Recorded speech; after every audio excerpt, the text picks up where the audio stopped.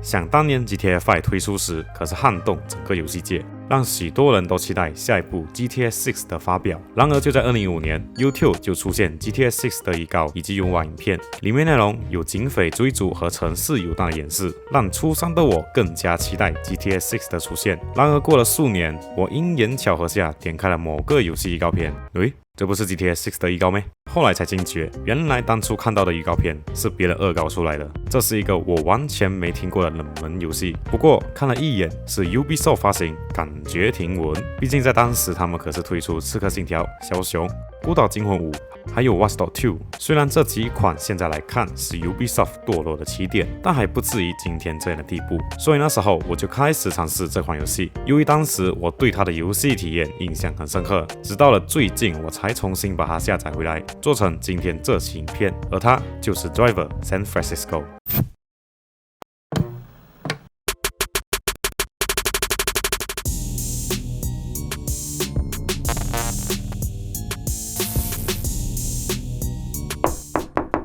这款游戏是在2011年发布，由 Ubisoft Reflexes 工作室开发。这部是 Driver 系列的第5部正传，但是玩法机制和前作完全不同。前作是类似 GTA 系列的玩法，可以街头步行、拿枪开战，并且是用自家设计的车子，而这些通通都在这部打掉，变成只有附身功能来切换车辆，并且车辆大多是用现实授权的品牌，但是大部分的品牌都是来自欧美厂商。不过较为常见的 Mercedes 和 BMW都没有收录在里面，并且日本品牌唯独只有 Nissan， 少了很多热门汽车品牌，算是这部作品的硬伤。游戏的车辆操控是我玩过赛车游戏里面用键盘体感最好的一部，没有之一。基本上过弯点一下刹车，或者用手刹，甚至利用惯性带来的重力转移，都可以开始漂移。而且漂移过程中，对于车辆的方向控制非常有指向性，无论开什么车都可以做到丝滑的漂移过弯，连开 bus 跟 lowly 照样可以完美漂移过弯。当然，这种特性也带来一些问题，那就是动力较大的车子就容易横着走。不过基本上都可以掌握它的动态，而且我还很享受这样的吵架方式。当然，只要车子的速度提高，动态会逐渐往抓地的跑法。车辆建模还算 OK， 悬吊细节也不错，不过它竟然有车内视角。虽然大多数人不会以这个视角作为游玩到底，但是这可是额外的价值，并且因为附身功能过于方便，在经过一些我绝对不会拿来开的车，像是电动车、卡车、MPV 等等，但我会瞬间跳进车内，就是为了看完内饰长什么样，顺便感受下驾驶体验。甚至有时候 NPC 会用一些冷门的高价车款，会让我想都没想直接夺取车辆使用权。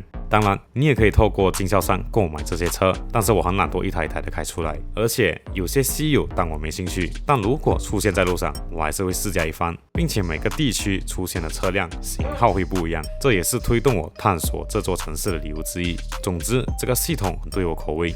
除了有氮气功能以及冲撞的辅助技能，还有作为主要的核心技能附身。它最好的一点，那就是可以无限次使用，没有冷却或者范围限制。当然，面对到战局就不可能附身到对手上，不过也开创非常多的玩法，比如追捕任务或者逃离敌方，都可以利用街边的车辆进行攻击或抵挡。甚至在赛事里，你可以直接把对手一杆清台，然后你就直接获胜，让你过支线任务有更多的趣味性。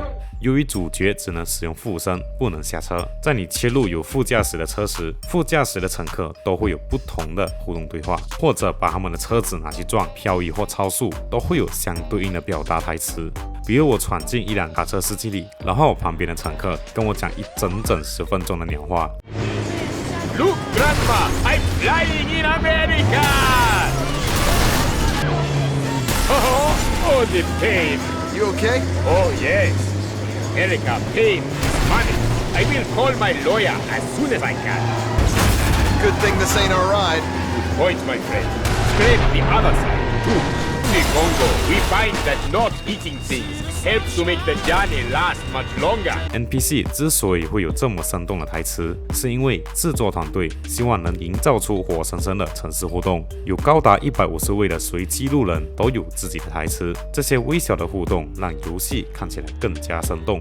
游戏背景是设定在美国卡利福尼亚州的 San Francisco 城市所发生的故事。故事讲述是在逮捕重刑罪犯 Charles Jericho 的6个月后，透过新闻播报得知那天是要前往法庭审判 Jericho 的罪行，而主角 John Tanner 就是当时逮捕他的主要功臣。副驾旁边的则是他的伙伴 Tobias John， 他们两者都是 FBI 特工。今天他们的目的就是在桥边目送 Jericho 的过程。然而正在进行转播的直升机被一位女生劫持，并且掏出 RPG 往护卫车队发射导弹，造成重大事故的当下 ，Jericho 就利用事先贿赂狱警给的化学液体解开了束缚，并拿下押送车的控制权。Tanner 所担心的事情果然发生，于是就直接前往追击正在逃亡的 Jericho， 一路追赶到小巷之后，却失去他的踪影。然而回过神来，他就在车的后方，在一条狭小的小路，只有往前的方向。处在优势的 Jericho 就向 Tanner 撞击，在不断紧迫下将 Tanner 赶出公路上，结果造成车祸事故。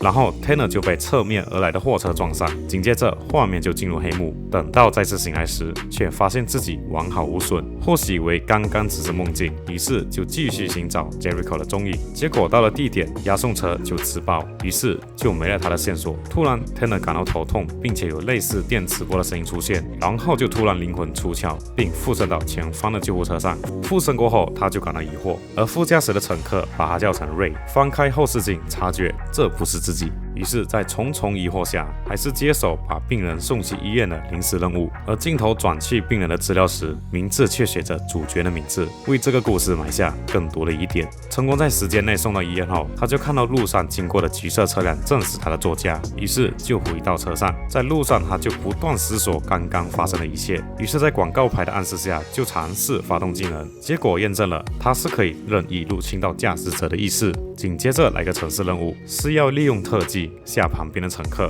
下一个任务则是帮助警方逮捕犯人。完成城市任务后，就和 Jones 到总部讨论该如何获取已经失去踪影的 Jericho。序章到这里就告一段落。后来在城市游荡期间 ，Tanner 无意间遇到正在被警方追捕的犯人。然而在附身犯人之后，得知他们正在为 Jericho 办事情。为了能获得更多的情报 ，Tanner 就帮助 Odell 和 Darius 脱离警方，并持续帮助他们后续的行动来接近 Jericho。随后，透过无线电话接到了一宗绑架案。透过附身能力的 Tanner 成功营救了人质，在他口中得知他是一位工业化学家，但对于这次的绑架原因浑然不知。后来在总部的调查下，找到那时候绑架案的指挥者车辆。在尾随期间，他们就透过数据库得知他叫 Layla Sarah， 一位小有名气的雇佣兵，并推断他和 Jericho 的逃逸事件有关。继续跟踪，很有可能获得更多的情报。然而在桥上时，有空间墙挡住了气路，让跟踪任务不得终止。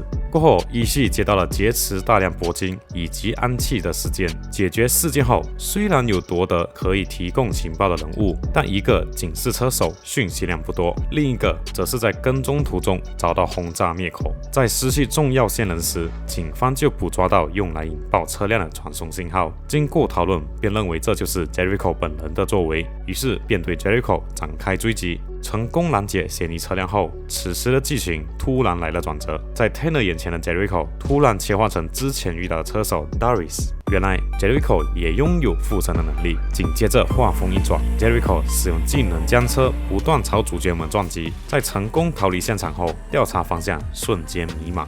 但透过曾经被绑架的化学家分析，这两种物质混合在一起会变成带有毒性的氰化金，而大量混合下将会形成巨型的化学武器。那 Jericho 的意图是想要发动恐怖袭击，而他的目的又是什么？在所剩无几的线索，只能透过 Odell 这位车手去做更深入的调查。在帮助 Odell 完成 Layla 指定的任务，获取他们的信任后，就取得 Jericho 安排的第一个任务。透过 Layla 的指示是要解决目标，然而要接近目标位置时，从迷雾中出现眼前的是一台 The yellow Dodge, up ahead. Stay close, but don't be obvious. That's my car. Bro, what are you talking about, man? 没错，目标正是 Tanner 本人。为了不引起 Layla 的注意，他们决定直接将他引入到警方的位置。后来跟随到一半，就被 Layla识破，身旁的并不是 Odell 本人，收到通知的 Jericho 就立刻前来搅局，直接附射在处于空壳状态的 Tanner 上，战况瞬间变成劣势方。局势危机的他就附身在 Jones 身上，刚进到车上就受了 Jericho 的口头警告，随后便离开 Tanner 的身体。事后案件进度彻底陷入泥潭时，警方就获取 Layla 的位置。面对机会的到来，他们就决定直接把 Layla 擒拿归案，然后在之前没能跨过去的金门大桥下成功逮捕了 Layla。最后一步就是把 Tanner 的心魔 Jericho 拿下归案，于是就来到了游戏的最后一关。在执行任务途中，他们路上就遇到了 Jericho 的车子，于是 Tanner 选择放弃当前任务，直接追击 Jericho。这时场景突然切换成空无一人的城市，随着乌鸦聚集的地方来到了一处巷子，眼前黑色的车就是 Jericho 本人，不过那台车却越变越多。在逃离多个 Jericho 的追击后，又回到熟悉又陌生的小巷，然而又再次上演续章的情况。在被卡车撞上后， Tanner 就突然醒来，头脑瞬间闪回刚刚所发生的事情。 This is KEOC News, your eyes on the city. Eyes on the city. We need eyes on the city. Eyes on the city, Ray. 他才了解，获得附身期间所发生的每一个事件，都是透过新闻的描述建构成他的虚构世界，而他一直以来都在做梦。短暂片刻 ，Tanner 又再次昏迷，重新回到梦境里。回到梦境后，清醒的他决定要在这个世界找出 Jericho 的阴谋。为何他要制作化学武器，而目的又是什么？画面一转，就直接切换到 Jericho 的对峙。在追逐的过程 ，Jericho 还可以使用丢车技能把车砸向我们，而且还很难去闪躲，因为丢到半空，他才会开始导航你的位置。在追逐 Jericho 的途中，突然他就现身在 Tanner 的身边，瞬间场景就切换成两人的对话空间。在1对1面谈的过程，慢慢的挖掘出 Jericho 真正的计划。这时 Tanner 突然打开格局，意识到他所谓的化学武器只是障眼法，目的是要诱导警方以为有恐怖袭击，让人们都离开市中心，从而在混乱中帮助朋友逃离监狱。知晓真相的 Tanner 想立刻通知身边的人，奈何无法离开这个梦境。这时，他也意识到，唯独把 Jericho 打倒，才能解开梦境的枷锁。直到身处梦境的他，开始也把车砸向 Jericho 上，最终击败了他，成功逃离梦境。逃离梦境后，就和 Jones 借了车子追捕现实中的 Jericho。在赶路的过程，烟雾弹已经爆开，瞬间笼罩整个 San Francisco。误以为是毒气攻击的群众，让整个城市都陷入混乱。而在混乱中，他找到了正准备逃走的 Jericho， 于是就展开激烈的追逐戏码。最后，我们来到了一座老旧仓库，而 Jericho 就停放在眼前。两人互相对视几秒后，便大踩油门往对方直冲。就在要撞击前，好搭档 Jones 就从侧边袭来，把 Jericho 撞上了墙壁，并成功逮捕了他。下车后，两人就欢笑地说要喝那一杯没办法喝到的局。故事到这里就结束了。整体来说，故事内容算是老套的警匪对决剧情，优秀的脚本，简单表现出黑白双方的攻防战局。不过就是在最后2个章节说到很仓促，前面节奏明显是比较慢的，到最后2个就突然加快进度。但是最值得一说的，那必定是剧情与玩法高度结合的脚本，像是寻找被绑架的化学家、争夺铂金、阻止敌人的袭击，以及变成卧底探出情报。很多桥段都是以附身这个技能紧密连接，让本来俗套的故事呈现出独特的风味，并且叙事的方式不单单只是聚焦在黑白对峙，除了要与敌方展开调查外，还安排不少关于 Tanner 的心境描写及突破梦魇的过程。在案件迟迟未有进展时，他却和 Jones 发生了口角。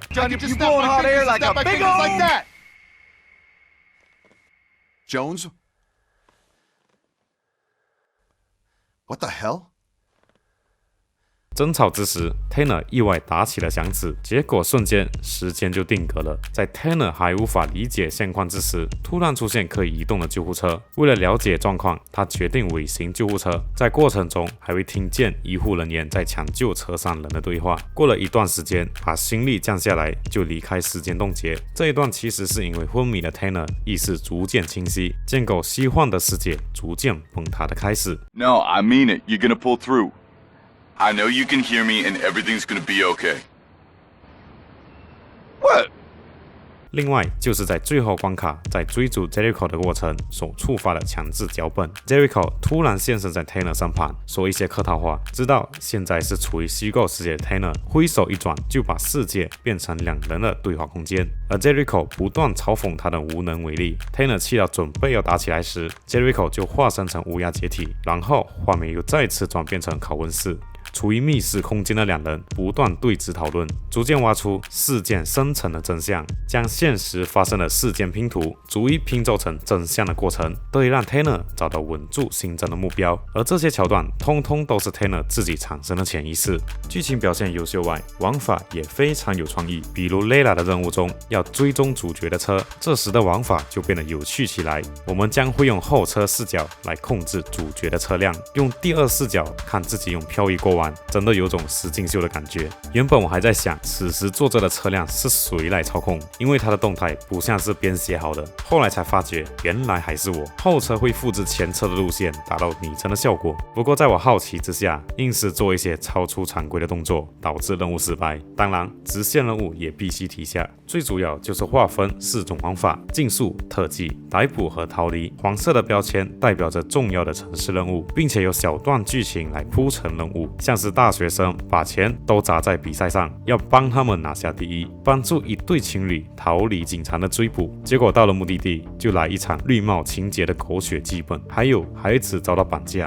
被指定去小路到达目的地，结果他爸根本没带钱，时间紧迫，于是就要你诱导警察去交易地点，好让他们拯救。这些优秀的小剧情，在完成支线任务时也不会感到乏味。还有 Ubisoft 最喜欢的收集物件也下放到这个游戏，但是它只要收集10个徽章，就可以解锁一部电影的特辑，让你重现那些经典电影的追逐戏码。收集价值给好给满，整个氛围充满汽车这个核心去打造的任务，十分符合 Driver 这个标题。玩完之后的感想，会觉得这款游戏完成度非常高，无论是游戏架构、品质，甚至 bug 都不怎么有。毕竟这款可是开发整整5年的时间，媒体经过试玩游戏后都给出8分左右的评价，多数玩家也给予这款游戏竖起拇指。奈何疑似车辆版权到期，所以在2016年就下架这款游戏，工作室也转头帮忙 Ubisoft 去开发新的 IP The Crew。而这部就成为 Driver 系列的闭幕之作，让高达16万的网友纷纷在网站签署，希望能重新上架这款经典的游戏。好了，那今天的影片到这里结束，喜欢的话可以帮我点赞加分享。如果想看更多关于游戏系列的影片，欢迎在底下留言。我是子阳，我们下期见。